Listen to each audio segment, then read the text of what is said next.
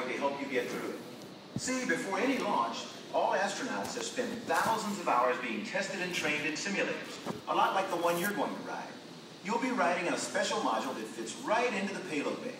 But before you go aboard, we'd better go over a few basics.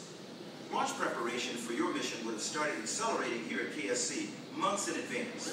Let's cut through all that and move you way closer to launch. I'll start your clock at, say, 4 hours before liftoff, when it's still dark out. Before you got suited up, the shuttle's external tank, or ET, was fueled up. The ET holds fuel for the shuttle's 3 main engines. Inside the ET, there are actually 2 separate tanks. One has liquid hydrogen at 423 degrees below zero, the other liquid oxygen at 298 degrees below zero. They start really cold. But when those 2 liquids meet in the shuttle engines, you'll find out. About 2 hours before you launch, you boarded the orbiter through what we call the white room. As you climbed through the hatch, that orbiter already seemed like it was a living, breathing thing. Then they pulled back the access arm and left.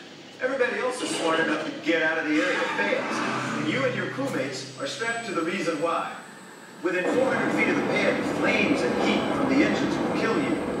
Within 800 feet, the sound will kill you. Within 4,000 feet, the snakes and alligators might kill you because all that low-frequency vibration really stirs them up. But I'm getting ahead of myself. Let's back it up to T-minus 10 seconds. Those sparks are hydrogen pre-burners or sparklers. They help prevent a fire or explosion by burning off any excess fuel around your vehicle. At T-minus 6.6 seconds, the main engine will ignite. You'll hear it, a loud roar, and you'll feel a big rumbling. After the main engines start, you'll feel the shuttle sway forward, but don't worry. It's engineered to come back to vertical before you go. That's what we call the twang. You're getting a lot of power from those main engines, but you're going to need even more to get to orbit. That's where the solid rocket boosters, or SRBs, come in.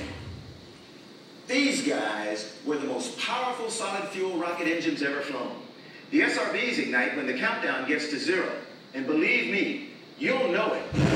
Once you fire up the SRBs, you can't turn them off. So you're going somewhere. You better just hope it's up. Now, here's how all that's going to happen to you in real time. 10 seconds to remain. Start. 7, 6, 5, 3, 2, 1, and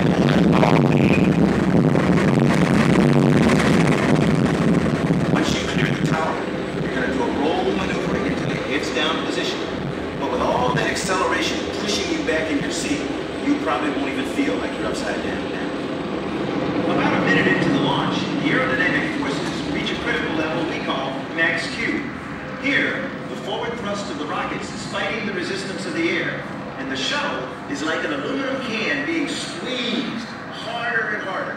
To make sure this doesn't happen, we throttle down the engines to maintain pressures we engineered the shuttle to withstand.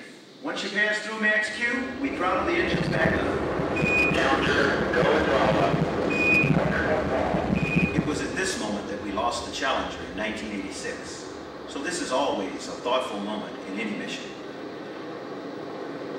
About 2 minutes into your flight, all the fuel is spent in your SRBs. So you'll jettison them and they'll parachute down into the ocean. These guys were designed to get cleaned, refurbished, and then used again on another mission. Your ride will get a little less bumpy once your SRBs drop off, but you're still going to keep accelerating. So that's when you'll feel those G-forces really hit you. A few moments later, your ET will have spent all its fuel, and you'll be go for main engine cutoff, or MECO. Then you'll jettison the tank. We call that ET set. The tank will break up in the atmosphere on the way back down. It's the only part of the shuttle system that wasn't designed for reuse. Congratulations, you made it into orbit. That's assuming, of course, there were no malfunctions along the way. Naturally, we have hundreds of contingency plans in case something does go wrong. Take a moment to memorize these now. Got it all? Good.